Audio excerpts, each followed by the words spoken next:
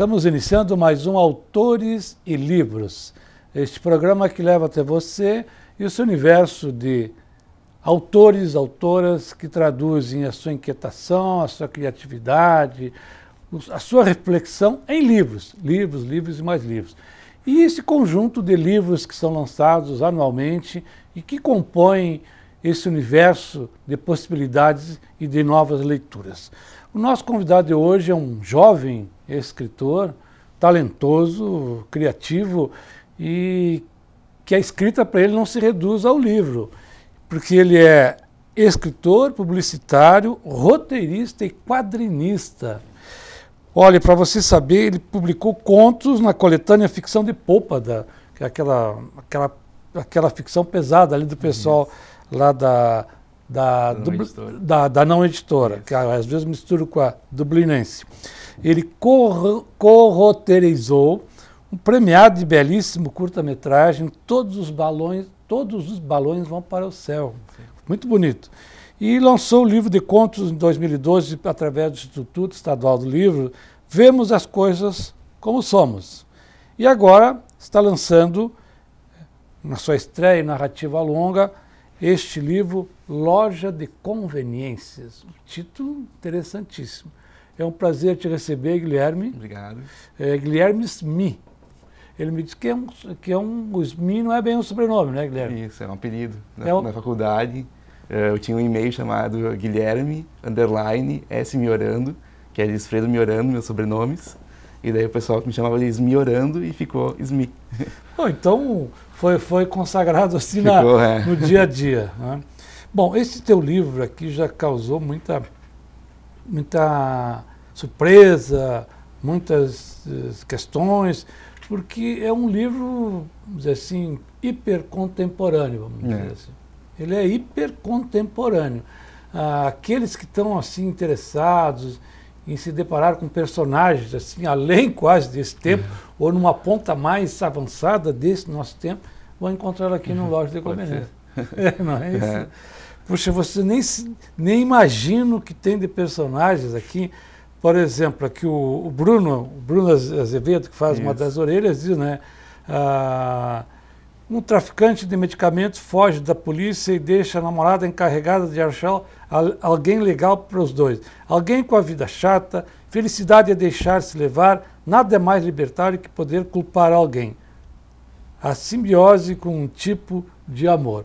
A questão da culpa está bem presente aqui, que tu inclusive utilizas como epígrafe aqui do Caetano e do Jorge Maltner. Isso. Eu não peço desculpa, eu nem peço perdão. Não é minha culpa, essa minha obsessão. Eu não peço desculpa. Como é que ele foi nascendo na tua visão de criador, de roteirista, quadrinista, mas de narrador? E todos são estruturas narrativas, né? O roteiro, o quadrinho, mas agora um livro que é uma novela, um romance, como queira. Ele é em primeira pessoa, né? Então, dizem que a primeira pessoa é uma maneira mais fácil de tu narrar o teu primeiro livro, assim, para te começar. Então, é as inquietações da juventude, eu acho, né? Que todo mundo tem esse problema de saber distinguir amor e sexo das duas coisas, juntar as duas coisas, que é mais ou menos os temas do livro, né? Sim. A gente percebe que o personagem é alguém que vive num mundo isolado. Ele, inclusive, a relação sexual dele com o mundo é solitária. Ele se aproveita de vídeos e coisas, enfim, e parece que a vida dele não vai andar, está reduzida a algo muito fechado, até que aparece alguém que resolve torná-lo o seu projeto pessoal. Isso. Tirar ele daquela inércia lá que ele está vivendo, né? Que a gente diz na sinopse que é um pós-apocalipse emocional, né? Que ele está vivendo uma inércia, uma coisa que está parado lá e ele está se relacionando só com pessoas da internet, que é uma coisa bem atual, né? Bem que atual, as pessoas vivem naquele mundo ficam, ali. No mundo da internet e não saem muito pro mundo real, digamos assim, né? Não que na internet não tenha coisas reais também, mas acabam se limitando um pouco e limitando também a sua vida emocional também, né? Nessas coisas. a personagem feminina é incrível, ela é uma poderosíssima. É uma dominatrix. O que ela faz com esse coitado ali é fantástico. Como é que fizeste essa composição? Tu usaste aquele método, assim? Tem uns autores assim, eu começo a escrever e a história vai indo. Outros montam as características, que é muito do cinema, do personagem, enfim, e aí coloca ele em situações. Como é que foi esse teu processo de criar o livro? É uma novela em 3 atos, né? Praticamente, como se fosse digamos, uma peça de teatro em 3 atos. E cada ato é uma pessoa, 2 pessoas, 3 pessoas. Então, eu tentei fazer a dinâmica assim. No primeiro ato, mais focado no personagem principal, depois no segundo, a relação dele com a garota, e no terceiro, a relação dos 3. Ele, a garota e o namorado. E foi assim também, eu fiz escrevi 1 ano a primeira parte, depois eu esperei um pouquinho, mentalizei o que eu podia modificar, fazer, como é que podia juntar as partes, daí fiz a segunda parte. Daí esperei mais um pouquinho, esperei decantar, e daí fiz a terceira parte. Vocês vejam aí os jovens candidatos a escritores aí, que a coisa não é assim, né? Imediata e jorra, aquela narrativa fácil, na abundância. Não, tem que ter paciência e engendração, dizia o Aristóteles, a paciência e essa engendração. Foi inspiração e transpiração. Inspiração e transpiração. Foi um processo, então, não foi assim tão instantâneo, foi mais trabalhoso. Assim. E rever, refazer, pegar apontamentos dos colegas, das pessoas que liam e também dar uma mexida no texto, né? Ou seja, tu distribuía para pessoas da tua confiança, certamente, claro, fazer uma leitura crítica, já te questionavam alguma coisa, já colocavam uma sugestão que tu poderia ir aproveitando, é isso? Engraçado que todo mundo achou meio, que livro mais polêmico, mais pesado. Exatamente. Eu diria assim, né, porque tem cenas de sexo e coisas assim. Enfim, se não tivesse essa cena de sexo, assim, qualquer professor ia adotar como um livro assim muito interessante para o juvenil. Mas quem quer, quem é um jovem adulto, quem já quer ler, é um livro que não tem nenhum. Afinal, estou falando aqui, né? Diz que é uma literatura jovem adulto, mas tem um pouco mais picante, digamos assim. Um pouco, né? Exatamente. E aqui nós temos uma questão surgente, né, que aparece sempre, a questão, como é que me faria? Uma coisa dos líquens, coisas assim, gosmos, líquens, é uma recorrência, assim, e tal. Como é que tu situa essas imagens, coisas dentro do contexto? É uma coisa bastante dos quadrinhos, assim, sabe? De pegar imagens e transformar elas em uma coisa escrita. Do quadrinho, do cinema, sabe? Tem toda essa coisa, assim, de pegar uma coisa mais visual e passar para o lado escrito. Isso é interessante, até uma pergunta que é inevitável, que devem te fazer sempre, né? Não vou ser eu que vou deixar de fazer. Claro. Também.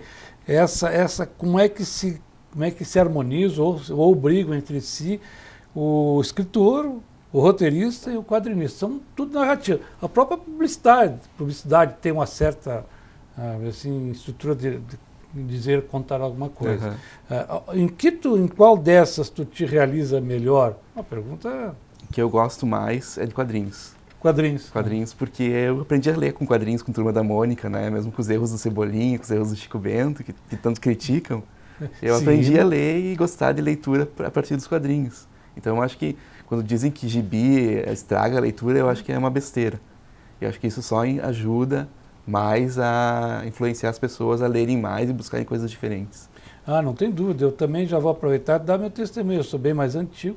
Eu li Os Sobrinhos do Capitão. Sim, que é muito bom também. Que é muito bom também. Eu andei procurando na internet. Engraçado. Eles eram, naquela época, hoje seriam considerados meio cruéis, meio não sei enfim e tal. Politicamente incorretos, né? Politicamente incorreto, toda aquela turma ali, né? Mas também é uma leitura muito interessante que formou muitos leitores. Formou, com certeza. O quadrinho, né?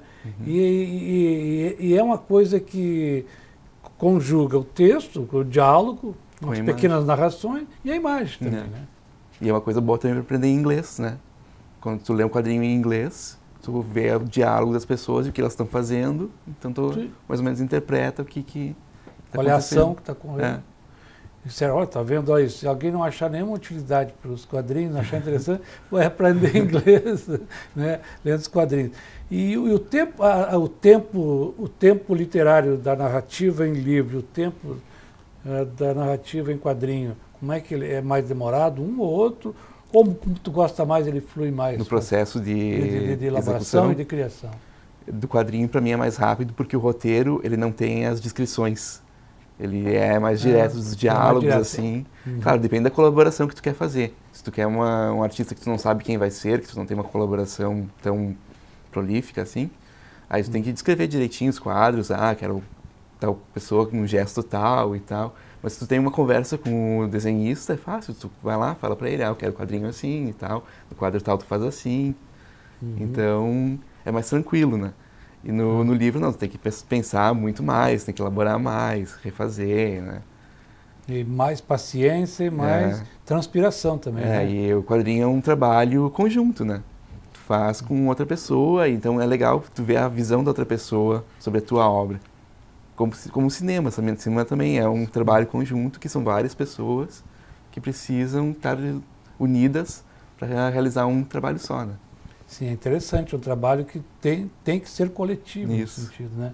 Um interfere na área do outro para o resultado final ser, não é isso? Isso. Mas vamos adiante aqui nos personagens. Já falamos nesse rapaz, aquela menina incrível, que tinha poderes fantásticos de lidar com cartões de crédito e tudo mais e tal, né? E que está aguardando um namorado que fugiu em certo momento de uma cena que acontece e que aquilo está sempre interferindo na relação dos dois. Esse personagem com ela tem uma relação, enfim, ele praticamente se entrega a ela e tal, mas tem esse outro personagem que está para chegar. Esse foi criado de... claro, tu falaste que fizesse uma primeira parte, já tinha ele ali, porque teve aquela explosão, aquela coisa assim. Mas a definição do que ele faria para o desfecho da história, tu já tinha também? Não. Eu fui, como eu falei, por partes, assim. Ele ia aparecer, mas eu achei que eles iam brigar e fazer alguma coisa. Depois pensei, tá, mas o que seria mais inusitado se eu colocasse aqui nessa história e não fugisse do comum, assim, sabe? Então, que tal se eu colocasse que ele estava apaixonado por ele e ele e ela estavam apaixonados por ele.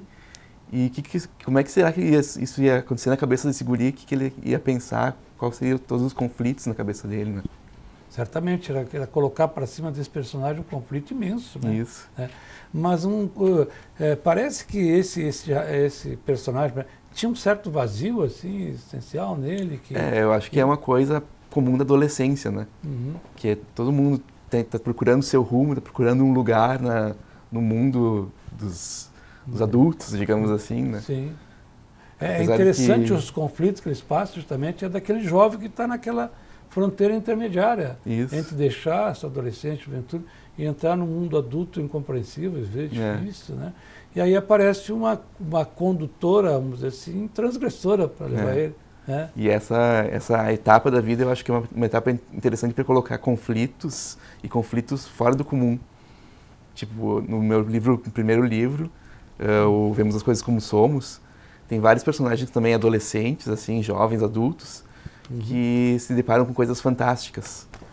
Por exemplo, tem uma menina que pode ressuscitar mortos. Esse aqui eu não li, pois pode ressuscitar mortos. Isso. Tu gosta de botar essas meninas poderosas aí, né? Gosto. Elas já fizeram alguma coisa contigo, essas meninas poderosas?